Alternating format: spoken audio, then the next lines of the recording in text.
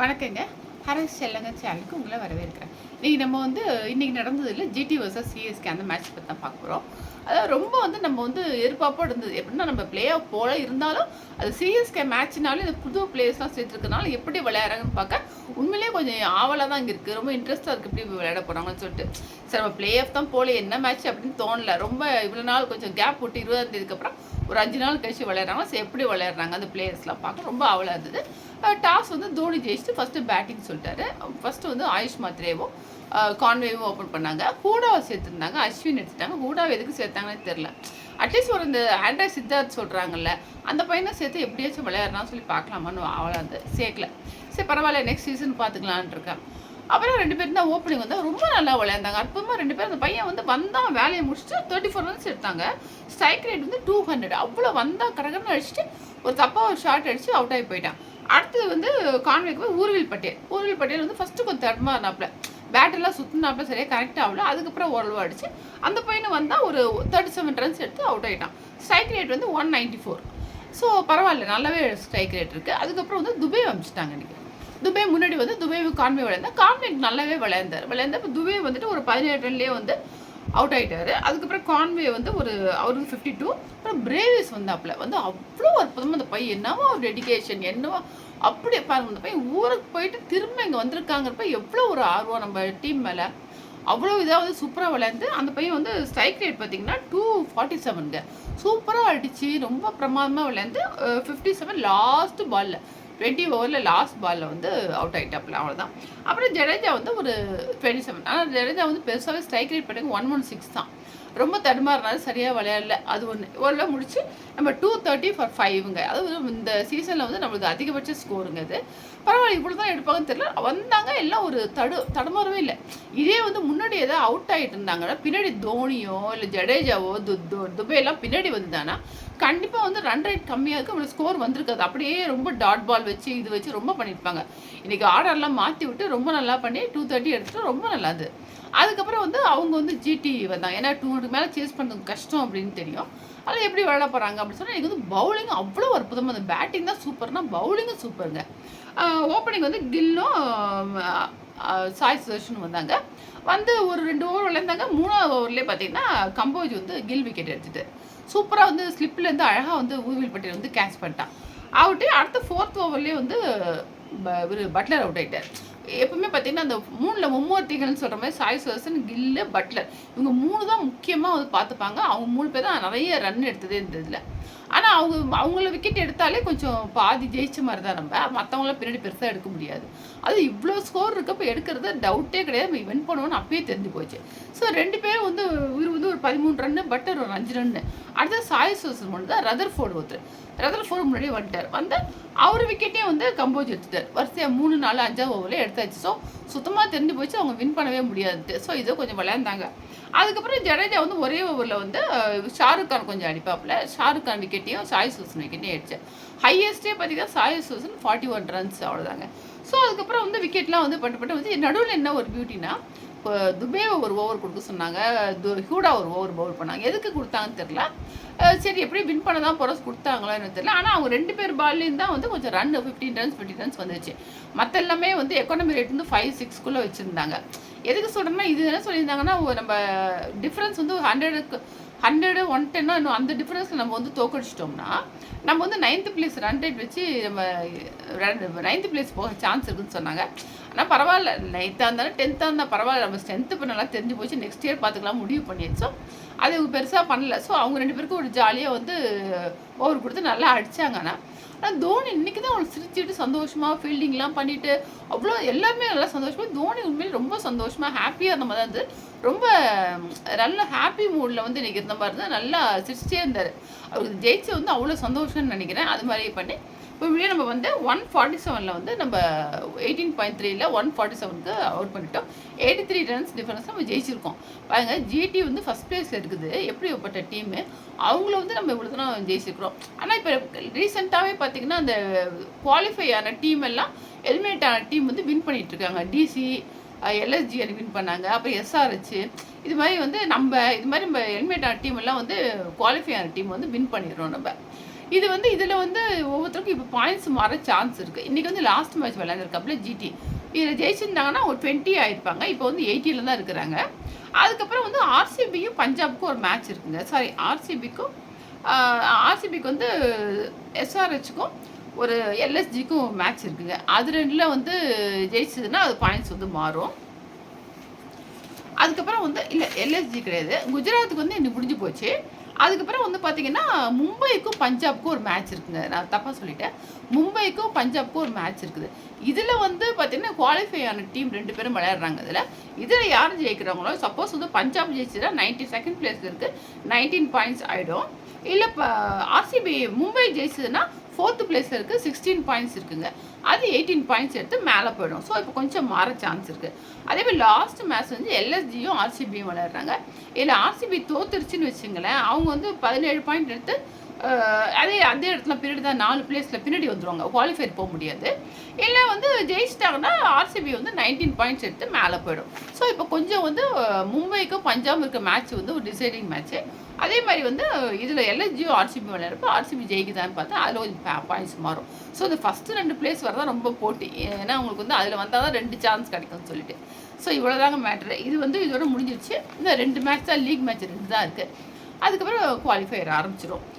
இதில் பார்த்தீங்கன்னா இதில் வந்து இதாங்க இதில் வந்து உண்மையிலே ஃபீல்டிங்கு, பேட்டிங்கு, பவுலிங்கு அவ்வளோ பிரமாதமாக இருந்து ஒரு கேட்ச் கூட மிஸ் பண்ணலாம். ஒரு கூடெல்லாம் பார்த்தீங்கன்னா 4 போக வேண்டியதை அவ்வளோ அழகாக தடுத்தாருங்க. அதே மாதிரி வந்து 10 ரனாக கேட்ச் பண்ணியிருக்கிறாரு. ஒரு கேட்ச் வந்து இப்போ ட்ராப் பண்ணுறவர் இன்னைக்கு கேட்ச் பண்ணியிருக்கிறாரு. ஸோ இது மாதிரி வந்து அதே மாதிரி வந்து 100 ரன் நல்லா பவுல் பண்ணார். ஸோ அந்த இந்த வருஷத்துக்கு நமக்கு வந்து டீம் ஓரளவு செட் ஆகிடுச்சுன்னு நினைக்கிறோம். இன்னும் வந்து டெத் ஓவரில் வந்து கொஞ்சம் லாஸ்ட்டில் ஃபினிஷர் வந்து நல்லா ஒரு கிடச்சிட்டு, மிடில் ஓவருக்கு இன்னொருத்தர் கிடச்சி இல்லை ஒரு ஆல்ரவுண்டாக கிடச்சிட்டா சூப்பராக செட் ஆகிடுங்க. நெக்ஸ்ட் இயர் வந்து அது ருத்ராஜ் வர வந்துட்டார்னு வச்சு நல்லா ஸ்ட்ராங் ஆகிடும். நம்ம சூப்பராக வந்து பண்ணிடலாம். பவுலர்ஸ் வந்து கிடச்சிருக்கிறாங்க. கம்போஜ் வந்து ரொம்ப அருமையாக, கலியில் 2 பேரும் ரொம்ப நல்லா பவுல் பண்ணுறாங்க. ஸோ இதில் வந்து கம்போஜ் 3 விக்கெட் எடுத்திருக்காரு. அப்புறம் வந்து நூர் அகமது வந்து ஜடேஜா ஒரு 2 விக்கெட் எடுத்தார். கலீல் அகமது வந்து 1 விக்கெட் எடுத்தார். நூர் அகமது ஒரு 3 விக்கெட் எடுத்துட்டாருங்க. ஸோ சூப்பராக இன்றைக்கி செட் ஆகிடுச்சு. ரொம்ப சந்தோஷமாக இருக்குது. நிறைய பேர் இந்த தோத்துட்டாலும் பிளே ஆஃப் போக முடியல, லாஸ்ட்டு பிளேஸாக இருந்தாலும் லாஸ்ட்டு கேமை வந்து அவ்வளோ அழகாக கம்பேக் கொடுத்து விளையாண்டது ரொம்ப நல்லாயிருக்கு. ஒரு கான்ஃபிடன்ஸ் லெவல்லாம் ஜாஸ்தியாக இருக்குது. ஸோ நெக்ஸ்ட் சீசன் நம்ம வந்து நம்ம நல்லா போயிடுவோம் அப்படின்னு சொல்லிட்டு இதை பார்த்து ரெய்னா வந்து ஒரு இது போட்டிருக்காரு, ஒரு கோட் மாதிரி சொல்லியிருக்கிறாரு. எப்படின்னா, if the eagles to not fly for 4 days, that does not mean the sky belongs to the pigeons அப்படின்னு சொல்லியிருக்காரு. எவ்வளோ அழகாக சொல்லியிருக்காரு பாருங்கள். 4 நாள் வந்து ஈகிள்ஸ் வந்து பறக்கலைன்னா அது வந்து இந்த ஸ்கை வந்து பீஜியனுக்கு தான் சொந்தம் அப்படின்னு நினச்சிடக்கூடாது அப்படின்னு அர்த்தம் இல்லை அப்படின்றார். ஸோ என்னென்னா, ஒரு சீசனில் நம்ம வந்து சென்னை வந்து சிஎஸ்கே தோத்துருச்சுங்கிறதுனால நம்ம வந்து என்னென்னா அதனால் வந்து நம்ம விளையாட்டுக்கு வந்து நம்ம லாய்க்கு ஜெயிச்சாலும் லாய்க்கில் மற்றதெல்லாம் வந்து அவங்க தான் பெரிய டீம், மற்ற டீம்ஸ் தான் அப்படிங்கிற மாதிரி அர்த்தமாகாது சொல்லி ரொம்ப அழகாக சொல்லியிருக்கிறார். அது ஒன்று இவ்வளோ தாங்க. இன்றைக்கி வந்து நம்மளுக்கு ஒரு நல்லா தூக்கம் வரும்னு வச்சுங்களேன். அவ்வளோதான். நம்ம ஜெயிச்சது ஜிடி ஒரு ஃபஸ்ட்டு பிளேஸ் இருக்கவங்கள நம்ம நல்லா ஜெயிச்சது ரொம்ப பெருமையாக இருக்குது. நம்ம கொஞ்சம் கம்பேக் கொடுத்துருவோம் நெக்ஸ்ட் இயர் அப்படிங்கிறது ஒரு நம்பிக்கை வந்துச்சு. அதுதான் உங்களை ஷேர் பண்ண நினச்சேன். அடுத்தது வந்து பார்த்திங்கன்னா டெஸ்ட்டு மேட்ச் வந்து இங்கிலாந்து சீரீஸ் போகிறாங்க. 5 டெஸ்ட் மேட்ச் விளையாடுறோம். அதுக்கு வந்து டீம் வந்து அனௌன்ஸ் பண்ணிட்டாங்க. அதில் வந்து சில கான்ட்ரவர்சி வந்து ஏன் உங்களை சேர்க்கல போலன்னு வருது. அது நம்ம ஒன்றுமே பண்ண முடியாது. ஏன்னா நம்ம வந்து எவ்வளோ பிளேயர்ஸ் இருக்காங்க. நம்ம பார்க்குறது மெயினாக யாருன்னா ஓடிஏல விளையாடுறத பார்ப்போம், T20 விளையாடுறதான் பார்ப்போம். மற்ற லோக்கலில் வந்து தியோதர் ட்ராஃபி, ரஞ்சி ட்ராஃபி, சையத் முஷ்டக் அலி ட்ராஃபி நிறையா இருக்குது. விஜய் ஹசாரே அப்படின்னு சொல்லி நிறையா இருக்குது. டெஸ்ட் மேட்ச்மே லோக்கல் கேம் நிறையா இருக்குது. அதில் வந்து 3 நாள் 4 நாள் மேட்ச்லாம் இருக்குது. அதில் வந்து எப்படி விளையாடுறாங்க, ஏன்னா டெஸ்ட் மேட்ச்சுக்கும் நம்ம ஓடிஏ T20க்கும் ரொம்ப டிஃப்ரென்ஸ் இருக்குது தெரியும். ஸோ ஒயிட் பால் வேறு, ரெட் பால் வேறு. இப்போ வந்து நிறைய வந்து ரெட் பால் விளையாடுறதே கிடையாது, ரொம்ப கம்மியான மாதிரி இருக்குது. அப்போ எல்லாம் டெஸ்ட்டு அடிக்கடி விளையாடுவாங்க. T20 வந்துடலாம். அப்போ T20 கிடையாது. இப்போ T20 வந்ததுலேருந்து நிறைய T20 தான் மெயினாக. ஓடியை விட T20 விளையாடுறோம், அப்புறம் ஓடியை விளையாடுறோம். ஸோ டெஸ்ட்டே ரொம்ப ஒரு மாதிரி அழிஞ்சிக்கிட்டே வர மாதிரி போயிடுச்சு. ஸோ அந்தளவு நின்று நிதானமாக விளையாடுறதுக்கு யாரும் சரியாக இல்லை.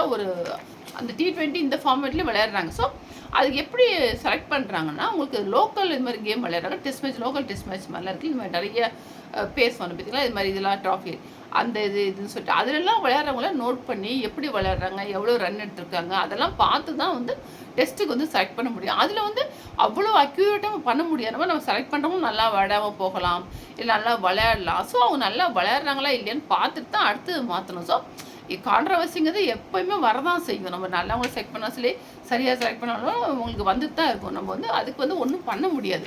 இதில் என்ன மெயினாக வந்துருக்குன்னா உங்களுக்கு வந்து கேப்டன் யாரை போடுறப்ப கில்லை தான் போட்டிருக்காங்க கேப்டனா.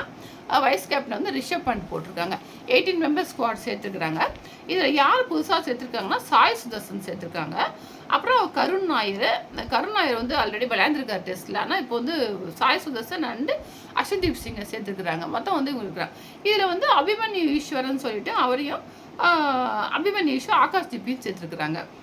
ஸோ வந்து இதில் வந்து பும்ரா போடல அவங்களுக்கு. ஏன்னா பும்ரா வந்து ஃபாஸ்ட் பவுலரு, சரியாக கொஞ்சம் ஃபிட்னஸ் இல்லைன்னா அவர் பிரேக் எடுக்க மாதிரி இருக்கும். அப்படிங்கிறப்ப அவரை வந்து கேப்டனாக போட்டால் சரி. அவர் 5 டெஸ்ட் சீரிஸ் 5க்கும் வந்து கரெக்டாக ஒரு கேப்டன் வேணும்னு சொல்லிட்டு கில்லை போட்டுக்கிறார். கில்லுக்கும் கொஞ்சம் அனுபவம் கம்மி தான், இருந்தாலும் பார்ப்போம். இது மாதிரி வந்து அவரும் வந்து நிறைய மற்றவங்களாம் கூட 23, 22 இயர்ஸ்லாம் கபில் தேவ், சச்சின் இவங்களாம் கேப்டனாக இருக்கிறாங்க. ஸோ இவரும் வந்து 25 இயர்ஸ் ஆகுது. பார்ப்போம் எப்படி பண்ணுறாரு என்னன்னு சொல்லி பார்த்து நம்ம இனிமேல் தான் வந்து ஒரு நல்ல டீம் வந்து உருவாக்கி தான் கொண்டு வரணும். ஏன்னா வந்து T20 இதெல்லாம் வந்து நம்ம IPL இதுலேருந்து எடுத்துடலாம். ஆனால் டெஸ்ட் மேட்ச்சுக்கு வந்து ஒரு ஸ்குவாட் வந்து ரெடி பண்ணுறதுங்கிறது கொஞ்சம் லேட் தான் ஆகும். இப்போ சடனாக வந்து ரோஹித் சர்மாவும் கோலியும் வந்து ரிட்டையர் ஆகிடுறதுனால உங்களுக்கு டீம் வந்து செலக்ட் பண்ணுறதை போட்டு அவங்க எப்படி விளையாடுறாங்க பார்த்து தான் அதுக்கப்புறம் மாற்றணும். கொஞ்சம் நாள் தான் ஆகும். ஸோ எப்படி செட் ஆகணும்னு பார்க்கணும். இதில் வந்து சர்ஃப்ராஸ் கான் சொன்னாங்க. சர்ஃப்ராஸ் கான் வந்து ஏன் சேர்க்கல, கருணாயரையும் சேர்த்தாங்க அப்படின்னு சொல்லி ஒரு கான்ட்ரவர்சி மாதிரி போகுது. சர்ஃப்ராஸ் கான் எப்படின்னா லோக்கலில் வந்து ரொம்ப நல்லா விளையாண்டுன்னு சொல்லிட்டு தான் 2024 வந்து டெபியூவாக வந்தார். இங்கிலாந்துக்கு தப்பில் வந்து நம்ம டெஸ்ட்டில் வந்து நம்ம ஊரில் வந்து விளையாண்டாங்க. அப்போ இங்கிலாந்துக்கு அகேன்ஸ்டாக வந்து அவர் சேர்த்தாங்க. டெபியூவாக வந்து விளையாண்டார். அப்போ வந்து என்ன பண்ணாங்கன்னா ஒரு 62 ரன்ஸ் எடுத்தார் ஒரு மேட்ச்சில். அதுக்கப்புறம் வந்து நியூசிலாந்து நம்ம ஊரில் வந்து விளையாடுறப்ப அந்த இதில் டெஸ்ட்டில் வந்து சேர்த்தாங்க. அப்போ வந்து 2 50 போட்டார். ஒரு இதில் வந்து 150 ஒரு இன்னிங்ஸில் போட்டார். ஸோ மற்றபடி வந்து அதுக்கப்புறம் பெருசாக சில 4 மேட்ச்னா ஒரு 8 இன்னிங்ஸ் வரும். மற்ற எல்லாம் சரியாக சிங்கிள் டிஜிட் மாதிரி தான் எடுத்தார். இது மாதிரி தான் எடுத்தார். ஸோ அதுக்கப்புறம் வந்து ஆஸ்திரேலியா டூர் போகிறப்ப சேர்க்கல அவரை. அப்போ என்ன பண்ணாங்க, தேவதத் படிக்கல்ல சேர்த்தாங்க. படிக்கல் எப்படி அனுபவம் இருக்குமோ இல்லை லோக்கல் விளையாண்டுருக்காரான்னு தெரியல, அவரை சேர்த்தாங்க. அதுக்கப்புறம் பார்த்தீங்கன்னா இப்போ வந்து சர்ஃப்ராஸ் கான் வந்து சேர்க்கல. கருண் நாயர் வந்து கிட்ட 2017 விளையாண்டார். 8 வருஷம் கழிச்சு இப்போ வராரு. அது 300+ போட்டார். அதுக்கப்புறம் 2 மேட்ச் சரியாக விளையாடல. அப்புறம் அவரை ட்ராப் பண்ணிட்டாங்க. இப்போ வந்து கொஞ்சம் விளையாடுறாரு. லோக்கல்லையும் விளையாண்டுருக்கிறாரு நிறையா. அதெல்லாம் பார்த்துட்டு ஆல்ரெடி விளையாண்டதையும் வச்சு அவரை சேர்த்துருக்குறாங்க. அதுவும் இல்லாமல் அவர் இங்கிலாண்டில் வந்து கவுண்டி கிரிக்கெட் கொஞ்சம் விளையாண்டுருக்கிறாரு. அனுபவம் இருக்குது அப்படிங்கிறனால. ஏன்னா முக்கால்வாசி எல்லாமே யங்ஸ்டருக்கு அனுபவம் இல்லாதவங்க. இவர் கொஞ்சம் அனுபவம் இருக்குன்னு சொல்லி சேர்த்துருக்கோம்னு சொல்லி அக்ரகர் சொல்லியிருக்காரு. அவரே என்ன சொல்லியிருக்காரு, இது சேர்த்தது சில பேருக்கு நியாயமாக இருக்கலாம், சில பேர் நியாயம் எல்லாம் இருக்கலாம். அது வந்து விளையாண்டதுக்கு தான் பார்க்க முடியும். சில காரணங்களாக தான் அப்படி பண்ணோம் அப்படின்னு சொல்லிட்டார். ஸோ இது அப்படி தான் சொல்லுவாங்க. ஏன்னா அதில் வந்து பாலிடிக்ஸ் இருக்கலாம், சில ப்ரெஷர் இருக்கலாம். நம்ம எதுன்னு சொல்ல முடியாது. நம்ம ஓப்பனாகவும் சொல்ல முடியாது. நம்ம என்ன பண்ணுவோம், சரியாக விளையாடலைன்னா நம்மளாம் குரல் கொடுப்போம். சோஷியல் மீடியாவில் ஃபுல்லாக போடுவாங்க, இப்படி சரியில்லை அப்படி சரி போடுவாங்க. அதுக்கப்புறம் அவங்க ஆளுங்களை மாற்றுவாங்க. அவ்வளோதான், வேறு ஒன்றுமே பண்ண முடியாது. இதில் வந்து அபிமன்யு ஈஸ்வரன் சொல்லி போட்டிருக்காங்க. நம்மளுக்கு அவ்வளோ தெரியாது. அந்த பையனை ஆல்ரெடி பார்டர் கவாஸ்கர் சீரீஸ்லேயே வந்து ஆகாஷ் தீபி அவரே வந்து 18 மெம்பர் ஸ்குவாடில் போட்டிருந்தாங்க. அந்த பையன் வந்து லோக்கலில் அவ்வளோ அற்புதமாக நல்லா ஸ்கோர் ரெக்கார்ட் நல்லா வச்சுருக்கிறார். ஒரு 48.50 சொல்லி ஆவரேஜ் வச்சுருக்கிறான். நல்லா விளையாண்டுருக்கோம். ஸோ அதை வச்சு அவங்க செலக்ட் பண்ணிக்கிறாங்க. முன்ன இப்போயும் வந்து செலக்ட் பண்ணிக்கிறாங்க. ஸோ இதில் வந்து சாய் சுதர்சன் என்ன சான்ஸ் கிடைக்கும் என்னன்னு தெரில. ஆனால் அவர் சாய் சுதர்சன் என்ன சொல்லியிருக்கிறாருன்னா எனக்கு ரொம்ப சந்தோஷமாக இருக்குது. இதில் வந்து எந்த பிளேஸில் என்ன விளையாட சொன்னாலும் நான் விளையாடுவேன் அப்படின்னு சொல்லியிருக்கிறாரு. ஸோ அது வந்து விளையாடுறப்ப அவருக்கு சான்ஸ் கிடைக்குன்னு 18 மெம்பர் ஸ்குவாடில் இருக்காங்க. யார் பிளேயிங் லெவலில் வந்து யாரை சேர்ப்பாங்கன்னு தெரியாது. அது மாதிரி அவங்க சேர்த்துருக்குறாங்க. ஸோ இதில் போயிட்டு நம்ம வந்து எதில் வந்து நம்ம இதில் போய் நம்ம விளையாடுறப்ப தான் தெரியும் யார் நல்லா விளையாடலன்னு வர. அது வரைக்கும் கான்ட்ரவர்சிலாம் வரதான் செய்யும். விளையாடுறதுக்கப்புறம் நம்ம பார்ப்போம். Next month game June 20th நினைக்கிறேன். அப்போ வந்து இந்த டீம் தாங்க 18 மெம்பர் ஸ்குவாடு. அப்போ போய் விளையாடுவாங்க. எப்படி விளையாடுவோம் பார்த்துட்டு அதுக்கப்புறம் தான் வந்து சேஞ்சஸ் இருக்குமா என்னன்னு தெரியல. ஏன்னா எடுத்துன்னு ஒரு மேட்ச்சில் எதையும் மாற்ற மாட்டாங்க. பார்ப்போம் யார் பிளேயிங் லெவல் இருக்குது என்னன்னு சொல்லி பார்ப்போம். இப்படி தாங்க மேட்ரு. இதோட வந்து இந்த வீடியோ முடிச்சுக்கிறேன். உங்களுக்கு பிடிச்சிருந்தா லைக் பண்ணுங்கள், ஷேர் பண்ணுங்கள், சப்ஸ்கிரைப் பண்ணிக்கோங்க. எப்படி இருந்தது கமெண்ட்ஸை சொல்லுங்கள். தேங்க்யூ.